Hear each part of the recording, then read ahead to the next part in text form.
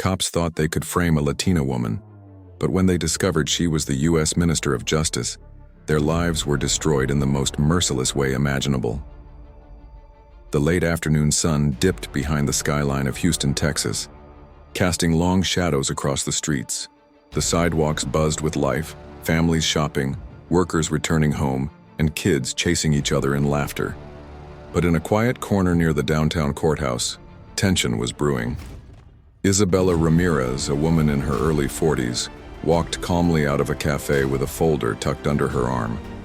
She carried herself with quiet authority, sharp eyes, confident stride, and the kind of presence that turned heads even if people didn't quite know why. To the world, she appeared to be just another professional woman, neatly dressed with a tailored navy blue suit and a leather briefcase. What no one on that street knew was that Isabella was the newly appointed Minister of Justice, a powerful figure in charge of overseeing federal investigations into corruption, police misconduct, and legal reforms across the nation. But Isabella had learned long ago to keep a low profile. She valued walking the streets anonymously, hearing people's unfiltered conversations about the justice system she now commanded. She crossed the street when two patrol officers in a squad car slowed beside her. At first, she ignored it. Police. Cruisers passed people every day. But then the car pulled over aggressively and the officers jumped out. "Hey, you there, stop," one of them barked. Isabella paused, lifting an eyebrow. "Is there a problem, officer?" The taller cop, Sergeant Miller, gave her a smirk. "Yeah. Problem is, you match the description of a suspect we've been looking for. Why don't you hand over your bag and step to the side?" The second officer, Officer Daniels, already had his hand hovering over his holster, projecting unnecessary intimidation. Isabella's lips pressed into a thin line.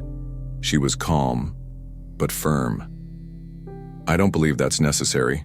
I'm just heading home from a meeting." Miller chuckled, circling her like a predator.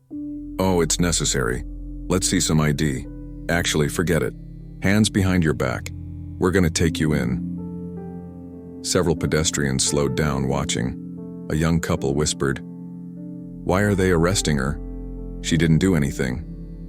A man filming with his phone muttered, "Cops again. Same story." Isabella remained composed. She pulled out her wallet and presented her ID card, which clearly displayed her full name and her official federal credentials. But instead of backing down, Miller's smirk widened. He shoved the ID into his pocket. "Fake. Nice try. You think you can just flash this around and scare us?" Daniels grabbed her arm roughly and yanked her toward the squad car. "Yeah, we'll check that out at the station. Meanwhile, you're under arrest." Gasps erupted from the onlookers. "On what grounds?" Isabella demanded, her voice echoing with authority. Miller leaned in, lowering his voice so only she could hear. "Doesn't matter what grounds, we'll make them. Resisting possession, whatever we decide. People like you don't get to walk away clean." Something in Isabella's eyes flickered. Not fear, but cold calculation. She understood instantly. This wasn't a random stop. It was a setup. And these two officers were too confident, too rehearsed. Someone had sent them. As they shoved her into the back seat of the car, Isabella sat upright, staring at the city rolling past the window.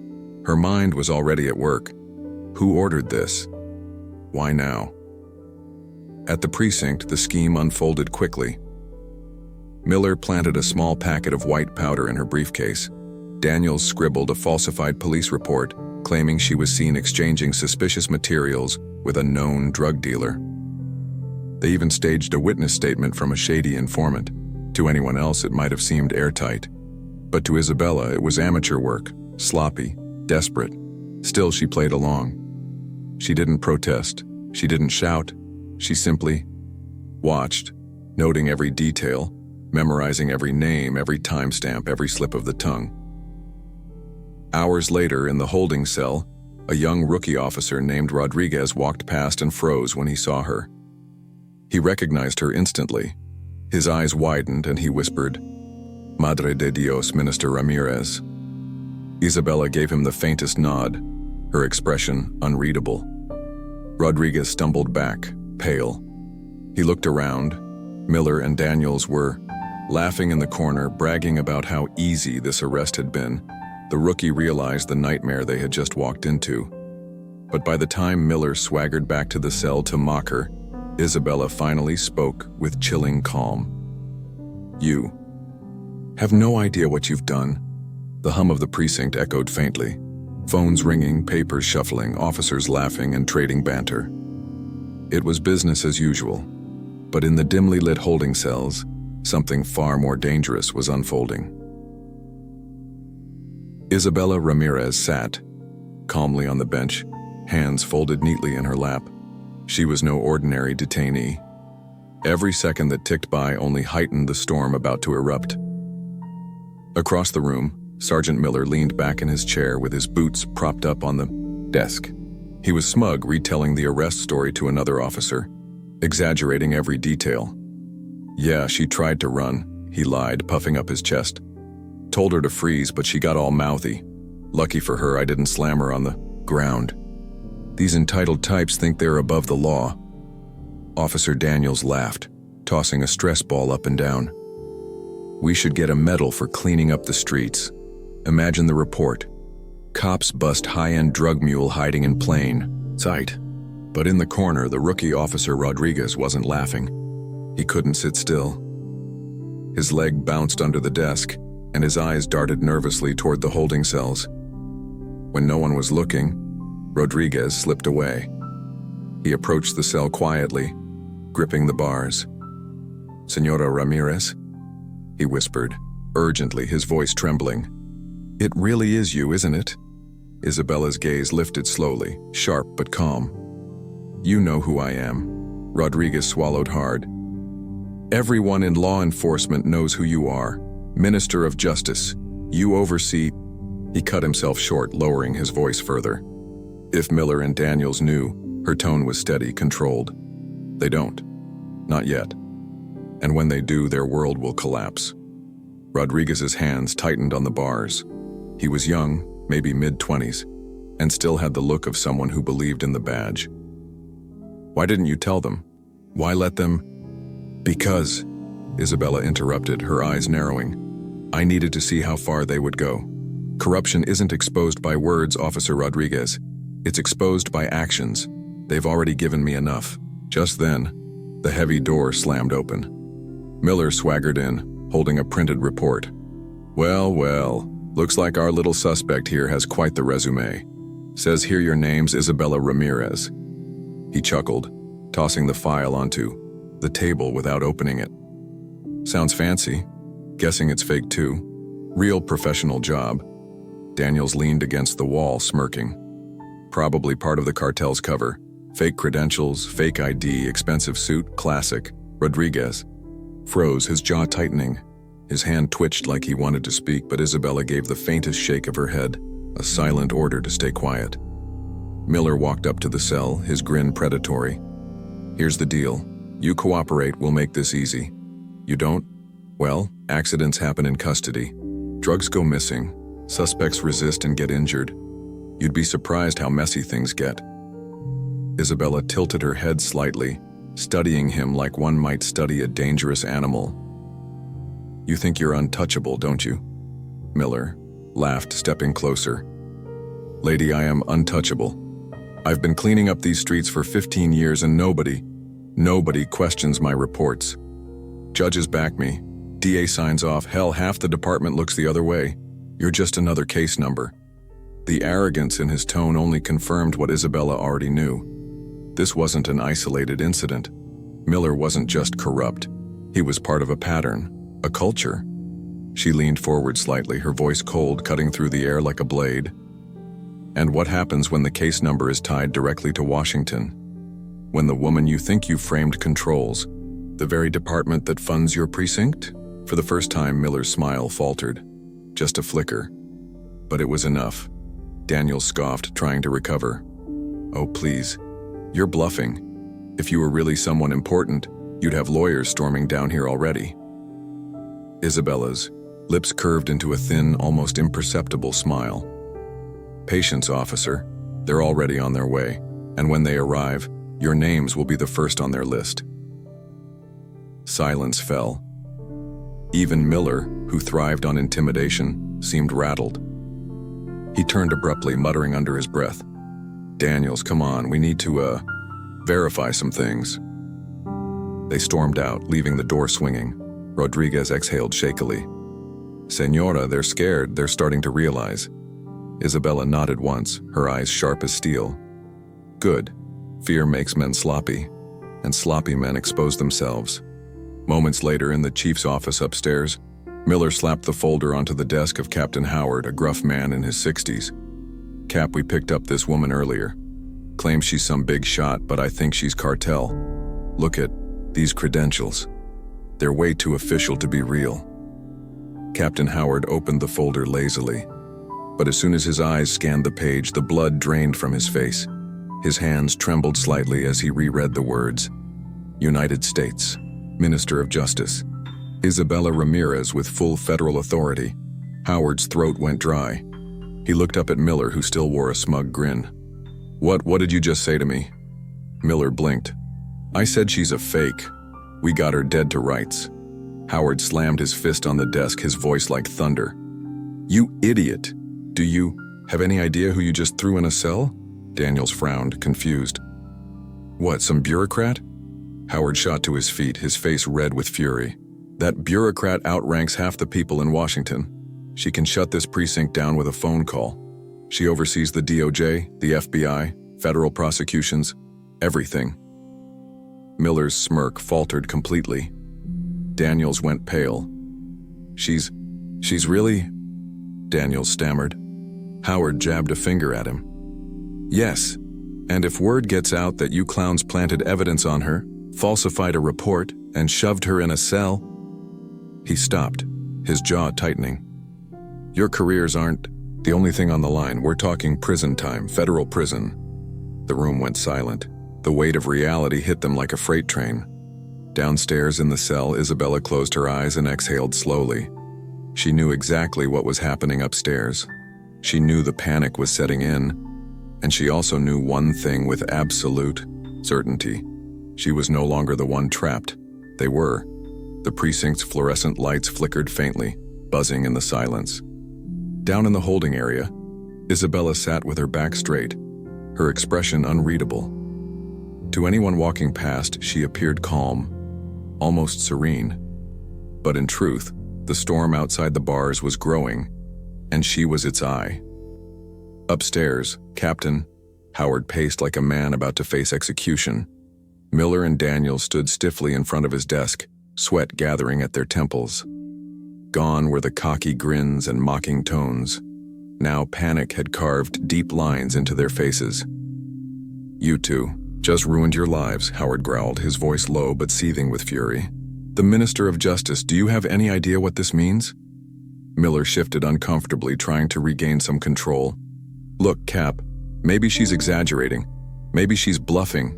I mean, come on, why would someone like that be walking around here alone? No security detail, no entourage. It doesn't add up." Howard's glare could have burned through steel. "You think she needs an entourage? That woman could have 10 federal task forces at this building in under an hour. She doesn't need guards because she doesn't fear people like you. She hunts people like you." Daniels swallowed hard, his voice trembling. "So what do we do?" Howard rubbed his forehead. "What you should have done was your damn job, but now we pray she doesn't destroy us all."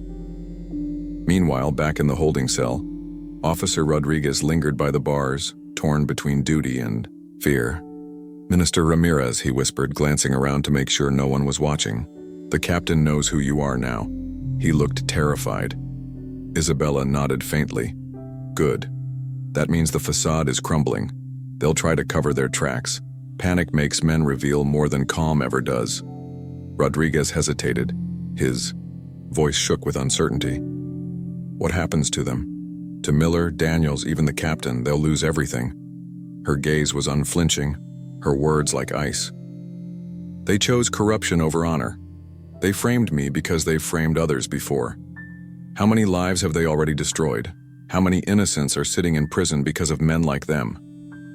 Rodriguez lowered his eyes, ashamed. He knew the truth of her words. Just then, the heavy footsteps of Miller and Daniels echoed down the corridor. They entered, their earlier arrogance replaced with forced politeness. Miller forced a tight smile, keys jingling in his hand. "Miss Ramirez, ma'am. Seems like there's been a little misunderstanding. Why don't we get you out of here and straighten this all out, huh?" Daniels chimed in nervously. "Yeah, no harm done, right? Just some wires crossed. We'll get this cleared up immediately." Isabella rose slowly, her movements deliberate, powerful.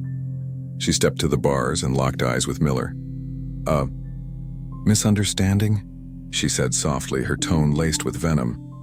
"You planted evidence, you falsified reports, you threatened me. That's not a misunderstanding, that's a crime." Miller's smile cracked. "Look, let's not get all dramatic here, we can fix this." Isabella's voice rose slightly, firm enough for everyone in the precinct to hear. "You can't fix corruption. You can't erase the truth. The cameras in this building, the recordings, the chain of custody for that planted evidence, it all exists. And when I walk out of here, I'll make sure every agency in Washington sees it." The room seemed to freeze. A few officers nearby stopped what they were doing, listening intently. Whispers spread like wildfire. Did she say Washington? Minister of Justice? What the hell did Miller do? Miller clenched his jaw, lowering his voice so only she could hear. "You're not as untouchable as you think. People in power fall all the time. I've seen it. All it takes is one mistake." Isabella stepped closer, her eyes burning into his. "The difference between us, Sergeant, is that my mistakes don't end innocent lives. Yours do, and today they end yours." Daniel's hands shook. He glanced around, realizing that half the precinct was watching now. His voice cracked. "Miller, people are staring." For the first time, Miller faltered. His mask of control slipped. Captain Howard stormed down the stairs at that exact moment, his face grim. He barked, "Open that cell. Now." Miller obeyed reluctantly, fumbling with the keys. The door creaked open, and Isabella stepped out with regal composure, her every movement radiating authority. Howard cleared his throat, his tone strained but respectful. "Minister Ramirez, on behalf of this department, I sincerely apologize for this gross error." Isabella paused, her eyes flicking toward the growing crowd of officers who had gathered, whispering among themselves. Her voice rang out, clear, deliberate, and unshakable. This was not an error. This was corruption. This was abuse of power. And every officer here deserves to know the truth. The room fell silent. Howard's jaw tightened. He wanted to contain this, but Isabella had already taken control of the stage. She turned to the officers, her voice carrying like a judge pronouncing sentence. "Sergeant Miller and Officer Daniels tried to frame me. They planted evidence, they lied in their reports, and they would have sent me to prison if I hadn't been who I am. But I ask you all this. How many others have they done this to? How many innocent men and women sit behind bars because of their crimes?" Murmurs erupted through the precinct. Officers exchanged uneasy glances. Some looked horrified. Others looked guilty, as if they'd long suspected but never dared to speak. Miller stepped forward, his voice desperate now. "She's lying. She's making this up to cover herself." But Howard cut him off with a roar.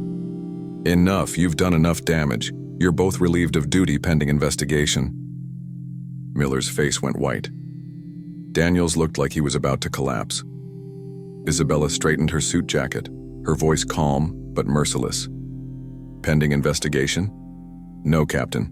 They'll be facing federal charges, and I'll personally oversee the case." Rodriguez's eyes widened in awe. Around the room, several officers stood taller, emboldened by her words. For the first time, the culture of silence was breaking. Miller muttered under his breath, venom dripping from every word. "You're going to regret this." Isabella turned her gaze on him, sharp and final. "No, Sergeant. You will." The precinct was no longer a place of order. It buzzed with unease, whispers crawling through the halls like wildfire. Officers avoided making eye contact with one another, knowing that the events of this night would echo through their careers forever. At the center of it all stood Isabella Ramirez, no longer a silent detainee, but a force of unshakable authority. She had walked into this building as a supposed suspect. Now she commanded it like a courtroom. Captain Howard escorted her to his office, his face grim. Miller and Daniels trailed behind, cuffed now, the bitter irony not lost on them. Their heads hung low, though Miller's eyes still burned with defiance. Inside the office, Isabella settled into the captain's chair. A symbolic gesture, but one that left no doubt as to who truly held power. She placed her folder on the desk, opened it, and began reading aloud. Sergeant Miller, Officer Daniels, your records show commendations, years of service, but also dozens of complaints. Excessive force, falsified reports, unexplained evidence, mishandling, cases that mysteriously fell apart in court. Internal affairs buried them. Why? Neither man answered. Miller clenched his jaw, his silence screaming guilt. Daniels fidgeted, sweat trickling down his neck. Isabella's gaze cut to Howard. Captain, you allowed this. Whether through negligence or complicity, you let these men tarnish the badge. That ends tonight. Howard opened his mouth, then shut it again. For once, the seasoned captain had nothing to say. Isabella pressed a button on her phone. A soft chime echoed, and suddenly, the office filled with voices. Clear, authoritative, undeniable. This is Special Agent Carter, DOJ Internal Affairs Division. Minister Ramirez, we've received your location and request. Units are en route. Another voice followed. This is Director Collins, FBI. A federal task force is mobilizing. We'll secure the precinct within the hour. Howard's face went pale. Miller and Daniels froze like statues, their bravado crumbling. You, Daniels stammered, his voice cracking. You really called them? Isabella's eyes were ice. I don't bluff. The next hour unfolded like a storm rolling through a fragile town. Black SUVs screeched into the parking lot. Federal agents in tactical gear poured into the precinct, their badges gleaming under the fluorescent lights. The local officers watched in stunned silence as their house of power was invaded, stripped bare, and taken over. Department of Justice. Everyone step aside. FBI, this building is under federal authority. Files were seized, computers confiscated, lockers searched. Every corner of the precinct was scoured for evidence. Years of hidden corruption, once buried under silence, were dragged into the light. Officers who had once turned a blind eye now found themselves questioned. Some wept, others hung their heads in shame. A few, emboldened by Isabella's presence, stepped forward to testify against Miller and Daniels, their voices trembling but resolute. One officer, a middle-aged woman named Detective Harris, stepped into the office where Isabella stood overseeing the operation. Her eyes brimmed with tears. Ma'am, Harris said, her voice breaking, I filed a complaint against Miller 3 years ago. He destroyed the evidence. They said my case was weak. I thought I was crazy for trying. Isabella placed a steady hand on her shoulder. You weren't crazy. You were silenced. But tonight, your voice will be heard. Write your statement. It will be the first entered into the record. Harris nodded, her shoulders shaking with relief. Meanwhile, Miller sat cuffed to a chair, his fury boiling. He glared at Isabella with venomous hatred. You think this changes anything? He spat. You think parading your agents in here scares me? Cops like me run this country. People want order. They don't care how it's done. You'll fall, just like the rest. Isabella stepped forward slowly, her heels clicking against the floor. She leaned down so her eyes met his, unwavering. You call this order? Planting drugs? Destroying families? Locking up innocents to pad your record? No, Sergeant. That's not order. That's tyranny in uniform. And I don't fall. I end tyrants. Miller's facade cracked. His lips trembled, but he forced out one last act of defiance. You'll regret this. Someone higher up sent us, someone who wanted you gone. You can't touch them. For the first time, Isabella's expression softened into something resembling curiosity. Then you'll name them. And when you do, the circle widens. The rot is deeper than you, Miller, and I will dig it out. Daniels, unable to bear the silence, broke down. Please, I didn't want to do it. It was Miller's idea. He said we'd be protected. He said no one could touch us. Isabella didn't even look at him. Her voice was steady like a judge passing sentence. Both of you will face trial. Both of you will answer for every name in every file I uncover. There will be no escape. By dawn, the precinct was unrecognizable. Federal seals taped over doors. Officers escorted out in handcuffs.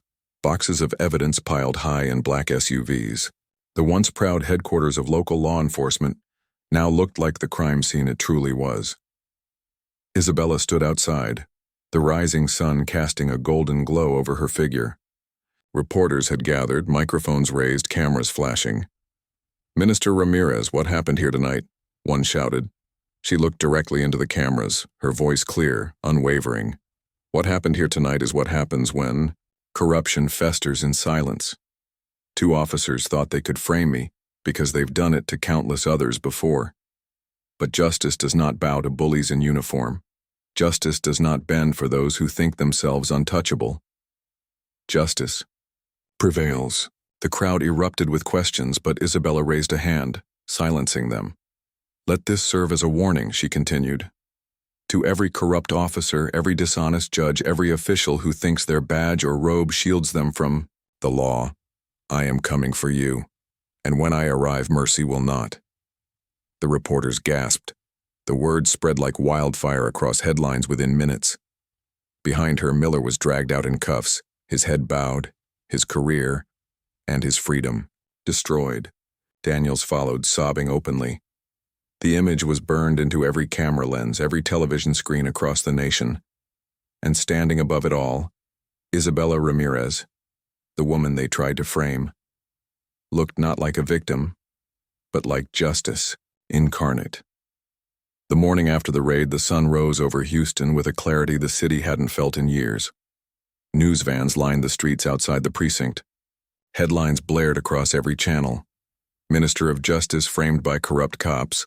Federal raid exposes police corruption. Officers arrested after attempted setup of U.S. Minister of Justice. Isabella Ramirez declares nationwide crackdown on corruption. Across the nation, the story dominated every screen. Citizens who had long doubted the fairness of the justice system suddenly felt a spark of hope. If someone as powerful as Isabella could be targeted, and still turn the system against her attackers, maybe change was finally possible. But inside the halls of power, fear spread like wildfire. Judges whispered nervously in chambers. District attorneys revisited old cases, dreading the possibility of exposure. Police unions scrambled for statements, distancing themselves from Miller and Daniels. And in Washington, politicians who had once scoffed at Isabella's reform suddenly sat straighter, realizing she was no longer a bureaucrat to ignore. She was a force to be reckoned with. At a press conference in Washington, Isabella stood before a sea of cameras and reporters. Behind her hung the seal of the Department of Justice. "Last night," she began, her voice firm, "two officers abused their power. They believed they could fabricate charges, plant evidence, and destroy lives. They believed they were untouchable." Her gaze swept across the room, her presence commanding silence. They were wrong. And let me be clear, they are not alone. The disease of corruption is not confined to one precinct. It is systemic. It is protected by silence. But silence is over. Every officer, every judge, every prosecutor who betrayed their oath will be investigated. And when we find them, she paused, her tone hardening, mercy will not. Gasps rippled through the crowd. The phrase had already become a rallying cry, trending across social media. Hashtags exploded. Justice without mercy. Isabella Ramirez. Clean the system. Reporters clamored for questions, but Isabella raised a hand. This is not about me. This is about every innocent person who sat in a cell because someone like Miller thought they could play God. This is about families torn apart, reputations destroyed, lives stolen. No more. The era of untouchable corruption ends now. The applause that followed wasn't polite. It was thunderous. Meanwhile, in a federal holding facility, Miller sat in an interrogation room, shackled to the table. His once cocky demeanor was gone. His face was hollow, pale, his eyes sunken from sleepless nights. Across from him sat federal prosecutors, files stacked high. "You're looking at multiple charges," one prosecutor said coldly. "Evidence tampering, conspiracy, civil rights violations, abuse of authority, and that's just the start. You'll be in prison for the rest of your life." Miller clenched his fists, his voice bitter. "You think she's a savior? She's just another politician. She can't touch everyone. There are bigger fish. She'll fall eventually." The prosecutor leaned forward, lowering his voice. "Maybe, but you've already fallen. And when she's done, everyone you're protecting will fall with you." Miller's silence said it all. He had no allies left. Daniels, meanwhile, broke completely. In exchange for leniency, he spilled everything. The falsified cases, the names of other officers, even the higher-ups who pressured them to make arrests stick. His tears filled the interrogation room as he admitted to years of lies. Isabella received the transcripts personally. She read every name, every detail, her face unflinching. The list was longer than she had feared, but it only fueled her resolve. Weeks turned into months. A nationwide task force, led directly by Isabella, swept through city after city. Internal affairs divisions that once served as shields were stripped bare and rebuilt. Prosecutors reopened cases long considered closed. Wrongfully convicted men and women walked free, reunited with their families. Their names finally cleared. Communities cheered her name. For once, the justice system wasn't just words, it was action. But for those who had built their careers on corruption, the message was merciless. Retired judges were dragged out of gated communities in handcuffs. Police chiefs resigned in Nadia's disgrace.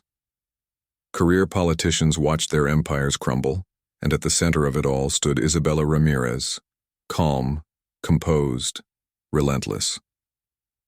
One evening, months after that fateful night, Isabella walked through the quiet halls of her office in Washington. The city skyline glittered through the windows. On her desk lay hundreds of letters, handwritten notes from people who had been freed, from families thanking her for giving them justice.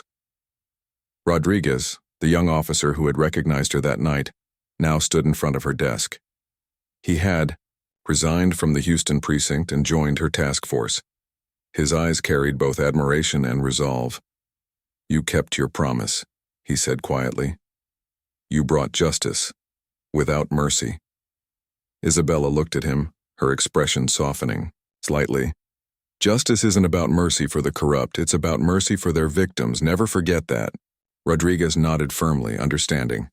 The final scene played out not in a courtroom, but in the court of public opinion.